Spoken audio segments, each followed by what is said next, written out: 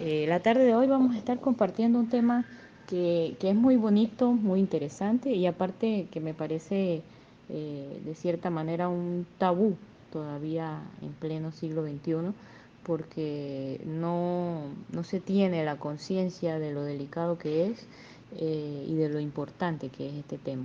Entonces sean cordialmente bienvenidos. Un placer que todos estén por acá y que podamos convertirnos en multiplicadores de esta información que vamos a recibir la tarde de hoy. Ok, a nivel histórico podemos decir que este tema no es nada novedoso. La lucha viene iniciándose alrededor de los años 60 con el movimiento feminista a favor de la defensa de un parto con respeto y del derecho a los cuidados perinatales, y ya se venía empezando a manejar lo que era el término de violencia obstétrica. En 1979, con la Convención sobre la Eliminación de todas las formas de discriminación contra la mujer, se empezaron a reconocer que había algunas condiciones de desventajas en las mujeres en cuanto al derecho de acceder a los servicios de planificación familiar. Recordemos que este derecho de, de decidir si tenía o no tenía hijos no siempre ha existido. Antes de los años 60 era un deber o se veía como una obligación de la mujer el hecho de tener hijos y parir, pues se veía como que era una orden, un principio religioso, pues, que no se podía incumplir. Pero a partir de este año, entonces empieza todo el tema de lo que es la planificación familiar, el uso de las pastillas anticonceptivas, etcétera, etcétera. Y posteriormente, bueno, la historia ha corrido por varias luchas, pero vamos a destacar a forma de resumen que en el 2007 ya Venezuela fue el primer país a nivel mundial en incorporar el tema violencia o el término de violencia obstétrica formalmente en su marco legal. Después lo siguieron Argentina en el 2009 y México en el 2014. También hay otro documento legal que nos marca la historia de este tema, que es la Declaración de Ginebra en el 2014, donde se realiza un pronunciamiento sobre la prevención y erradicación de la falta de respeto y maltrato durante la atención del parto en centros de salud. La violencia obstétrica se puede entender como las prácticas y conductas realizadas por profesionales de la salud a las mujeres durante el embarazo, el parto o el puerperio.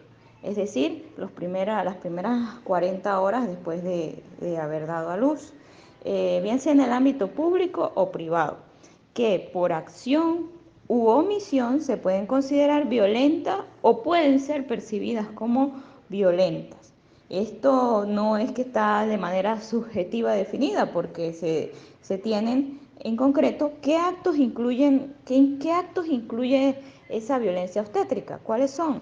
Bueno, actos no consensuados, conversados y aprobados por la mujer, episotomía sin consentimiento, intervenciones dolorosas sin anestesia, obligar a parir en una determinada posición, o proveer medicalización, es decir, vamos a imaginarnos el famoso pitocin o la anestesia, pero en exceso y de manera innecesaria.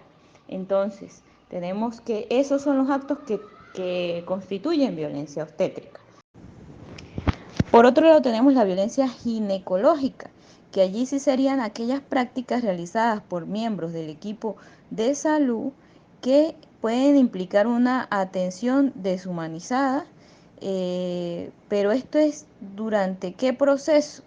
Bueno, durante el chequeo de las partes íntimas de la mujer, sin que haya embarazo en curso, ¿sí? Esa va a ser la diferencia, la existencia de un embarazo, porque puede haber violencia simplemente en un chequeo para hacerse una citología, para hacerse el chequeo rutinario de cada 6 meses que debemos hacer las mujeres en el ginecólogo. Allí también puede haber violencia, pero ya la vamos a ir desglosando cada una con mayor amplitud. Ok, dentro de la violencia obstétrica se puede decir que hay dos subdivisiones a su vez. la violencia obstétrica física y la violencia obstétrica psicológica. Con respecto a la física como tal, podemos definirla como la negligencia hacia necesidades y dolor de las embarazadas, negación de tratamiento, tactos vaginales en reiteradas ocasiones o realizados por más de un individuo. En este caso quiero contarles eh, lo que yo observé con mis propios ojos. Eso fue investigación participante mientras estuve embarazada. Yo veía, pero claro, o sea, a mí no me ocurre porque yo sé que eso es violencia, ¿no? Pero por eso es que hay que conocer nuestros derechos y por eso se realiza este tipo de talleres para divulgar el conocimiento, ¿no? De lo poco que uno sabe, poderlo compartir. Cuando yo estuve embarazada, yo veía cómo llegaban otras jóvenes allí al chequeo médico y habían muchos pasantes, estudiantes de diversas universidades que ahora pues, sobre todo acá en Venezuela, los que vivimos acá sabemos que se abrió la carrera en diversas universidades, es más alta la matrícula de estudiantes y entonces ellos requieren pues realizar sus prácticas. Pero considero, de verdad es una sugerencia para el mundo médico, y si este mensaje le llega a alguien que tenga en sus manos revisar esta situación, considero que ese tipo de prácticas médicas se deberían hacer en todas las demás diversas áreas de la medicina, pero en la parte obstétrica y ginecológica debería ya allí dejarla exclusivo para estudiantes ya del último año, no desde el primer año de medicina. ¿Por qué? Porque somos seres humanos y como criminólogo les puedo afirmar que el morbo, la curiosidad, los deseos o los instintos malos allí eh, orientados hacia hacer daño o hacia vulnerar algún derecho, están allí. No es por el hecho de que porque es estudiante de primer año de medicina ya tiene una ética médica alta. No, es simplemente un estudiante de medicina. Y yo con estos ojos, yo vi como a cada ratico le decían a las muchachas que estaban allí en la sala de espera, vamos para hacerle el tacto, vamos para hacerle el tacto. Y yo vi, observé que eso era un acto innecesario, porque primero que nada ellas no estaban a punto de dar a luz. Segundo, eran citas y chequeos médicos rutinarios y, e incluso por lo poco que he leído o por lo mucho, porque cada vez yo he tenido dos embarazos y en cada uno pues me ha gustado leer, investigar mucho sobre el tema. En algunos casos, cuando son embarazos de alto riesgo, el hecho de practicar el tacto tan seguido este, puede hacerle más bien es daño al feto, al embrión, por, por la misma invasión de su espacio natural, ¿no? Su espacio debería ser, pues, de lo más cuidado para que no se pierda ese embarazo. Entonces yo decía, cónchale, estas muchachas ni siquiera saben que lo están haciendo es por sadismo, diría yo, por algún fetiche que tenga alguno de estos estudiantes, no en realidad porque le corresponde ese tacto. Entonces eso es violencia obstétrica física. Además que dice allí, por más de un individuo, exactamente, allí habían como 10 pasantes y todos a hacer el tacto a la muchacha. ¿Qué es eso? Eso es prácticamente una violación allí disfrazada detrás de un uniforme. Entonces, perdonen que me tome tanto tiempo en este punto, pero es que este taller debe servir de algo, que usted se me lleve algo de lo que yo he aprendido, ¿sí? Entonces, yo le comparto esto para que cualquier persona que me esté oyendo, desde la señora ama de casa más humilde, madre de 7 muchachos, hasta el abogado, el doctor, el médico, todos los que me estén oyendo, sepan que eso no se debe hacer. O sea, eso no es permitido. Legalmente es un delito, un hecho de violencia obstétrica física, el hecho de hacer o practicar el tacto por varias personas sin que exista necesidad médica de aplicarlo, de ejecutar esta práctica. Y entonces yo considero que hay que regular mucho la presencia de esos pasantes, sobre todo en el área de obstetricia. Esa es mi propuesta en este caso. Por otro lado, y continuando con el punto, también está allí ejecución de maniobras bruscas, entre ellas la restricción de los movimientos, la obligación de mantenerse en la cama durante el parto. Muchas veces las mujeres quieren caminar, caminar, caminar para aflojar el bebé y que pueda salir más fácilmente, y hay momentos en que le dicen, no, quédate allí quieta y no, no puedes caminar, no puedes pararte. Por otro lado, hay lugares muy humanos donde sí, al contrario, le dicen, camine, camine todo lo que pueda, y es la paciente la que no quiere caminar. Todo eso me lo sé, no, no necesitan eh, explicarme de que a veces son las pacientes las que se ponen pues alteradas, es verdad, pero de que hay también violación de ciertos derechos durante este proceso, también los hay, y eso es lo que queremos pues destacar en este taller, en esta ocasión. Eh, Les quiero compartir allí, en donde vamos de esta diapositiva, que dice procedimientos no requeridos como la episotomía y la cesárea. Les voy a compartir dos imágenes que tratan o explican estos dos términos. Por otro lado, tenemos lo que es la violencia obstétrica psicológica, que posee dos subcategorías. Por un lado está la violencia verbal y el impedimento de las gestantes a expresarse libremente, y por otro lado está la omisión del derecho a la información y la autonomía en la toma de decisiones, tanto de la gestante como de su familia en el proceso del parto. Incluso está la prohibición de la presencia de un familiar, agresiones verbales y burlas, como la famosa frase esa de que, ahora sí llora y te duele, pero cuando lo hiciste no te dolió, y cosas así súper humillantes.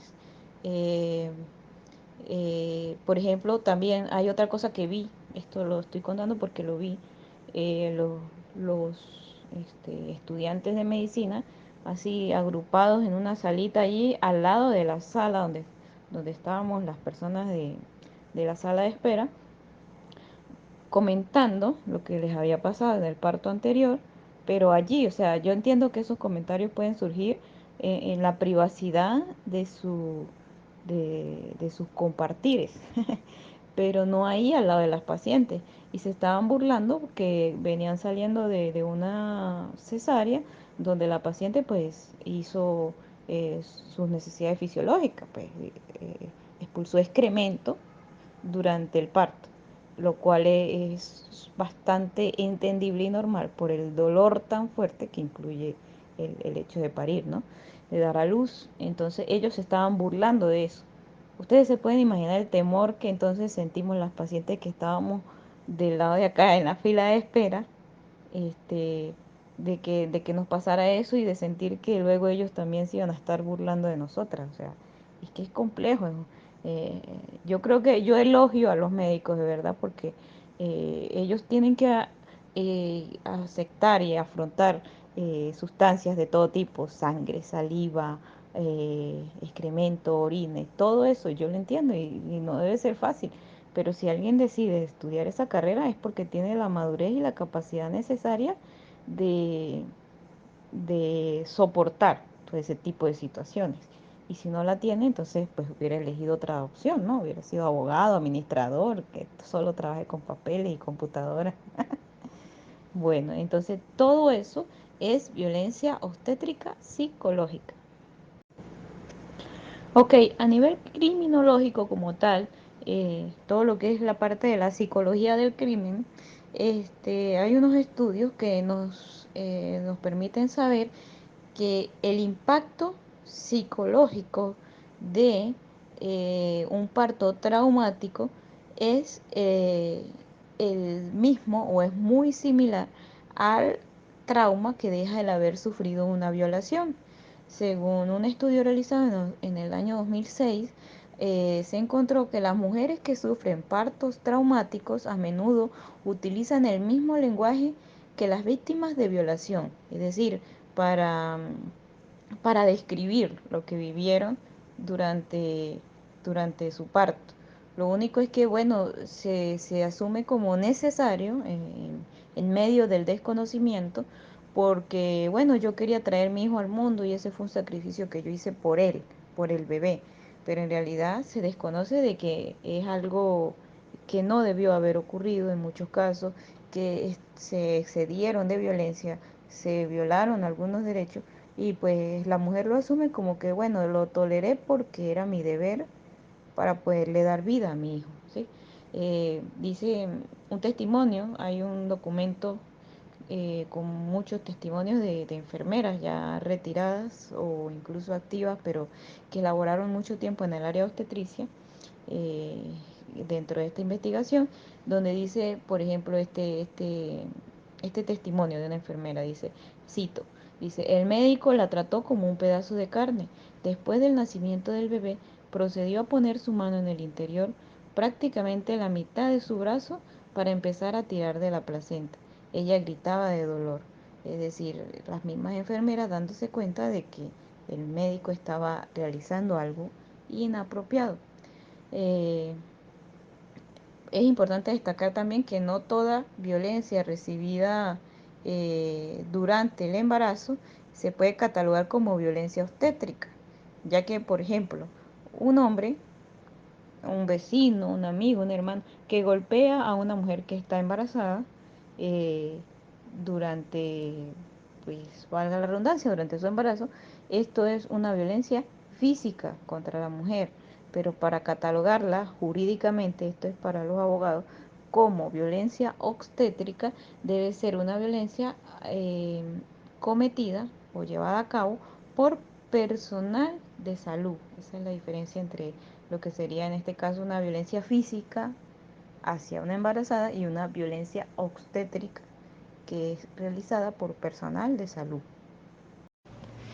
Como les comentaba, la violencia ginecológica, que es diferente a la violencia obstétrica, ocurre durante ese chequeo eh, cotidiano o regular que debe tener la mujer con su médico, con su ginecólogo.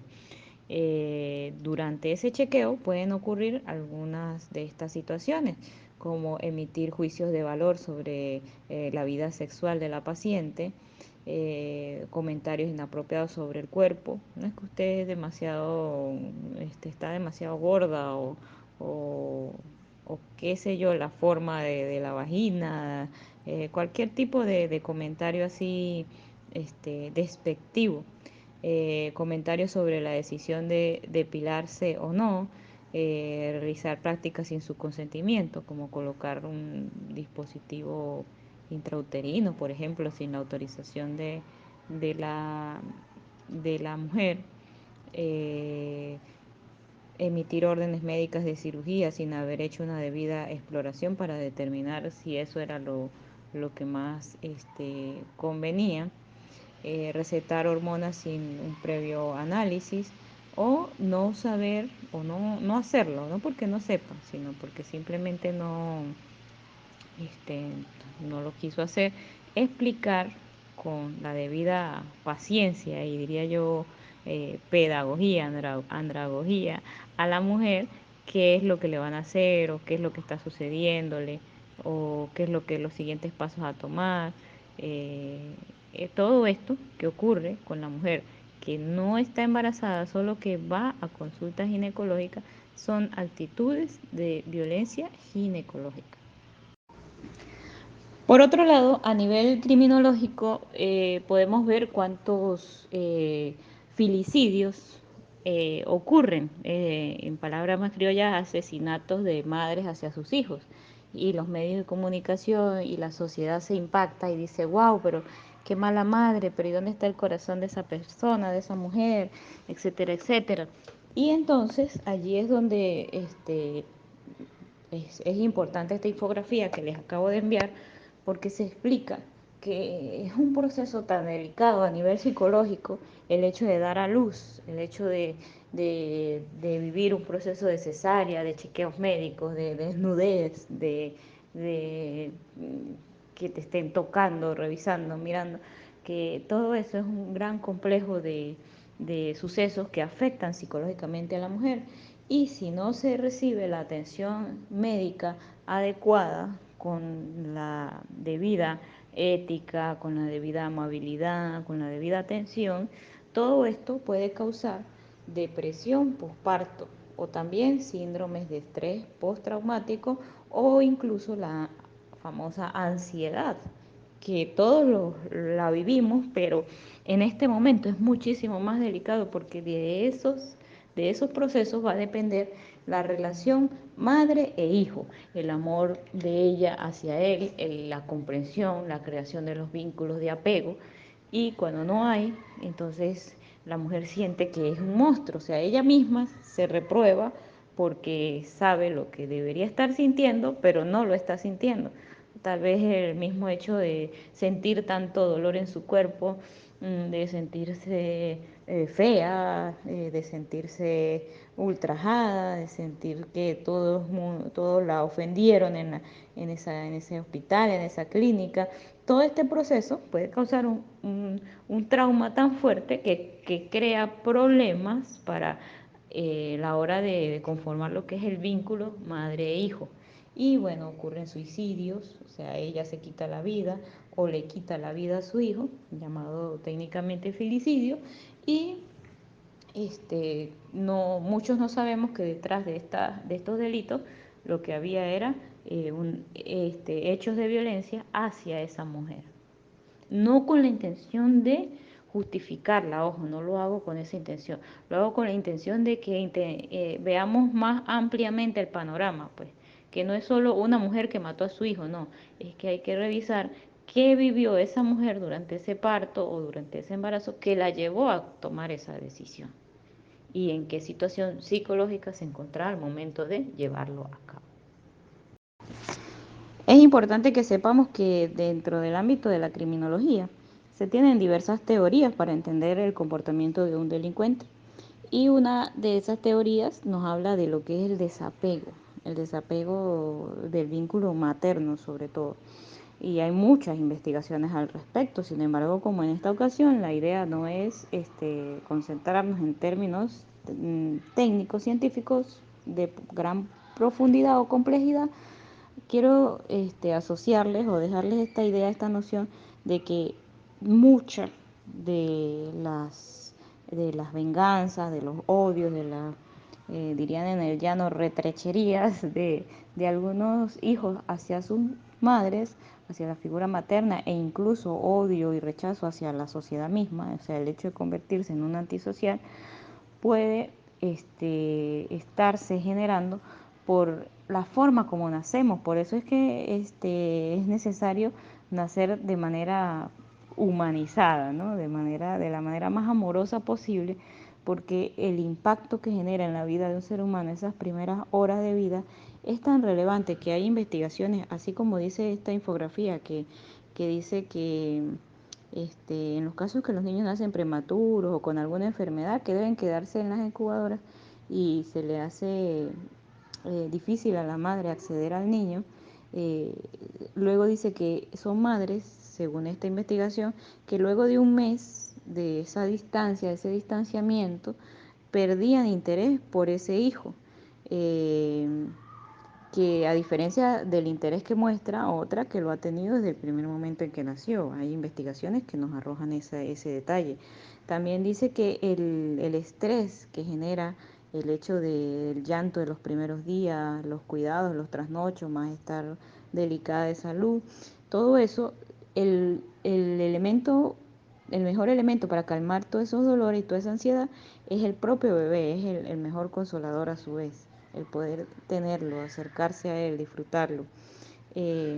Pero cuando hay trastornos de estrés postraumático por haber vivido violencia durante el parto, durante incluso los chequeos médicos y luego cuando nace y la mujer quedó, qué sé yo, con alguna lesión física o algún trauma psicológico, ese apego va a ser difícil de conformar, va a ser difícil de constituir y por lo tanto va a quedar ese pequeño ser que acaba de llegar al mundo con diversos traumas, que bueno, este tema da para otro taller completo que espero pues trabajarlo en otra ocasión, pero quería comentarles eso en esta ocasión para que investiguen más sobre el tema. A nivel jurídico, Como les decía al principio, hay diversos pronunciamientos a nivel internacional, convenciones, protocolos, pactos sobre este tema de violencia obstétrica. Y bueno, acá se los cito algunos para efectos de las personas que son del ámbito jurídico, los abogados que nos están acompañando la tarde de hoy, que le quieran, no sé, realizar algún trabajo de investigación sobre este tema. Allí tienen algunos de los documentos, instrumentos internacionales de índole jurídico relacionados con este ámbito de estudio del conocimiento. Y para culminar, pues decirles a todas las queridas y estimadas mujeres que me están escuchando, que si en algún momento, piensa que estés embarazada o no, porque recordemos que si no estás embarazada, igualmente si hay violencia en un consultorio ginecológico, bueno, eso es violencia ginecológica. Si estás embarazada, violencia obstétrica. Si sientes que te están vulnerando tus derechos, si sientes que hay algunos actos irregulares que, que no te deberían estar tratando así, incluso dentro de los instrumentos jurídicos internacionales está establecido que el chequeo ginecológico los chequeos obstétricos deben hacerse en lugares privados. Está prohibido, pues, o sea, me refiero a no con acceso libre al público.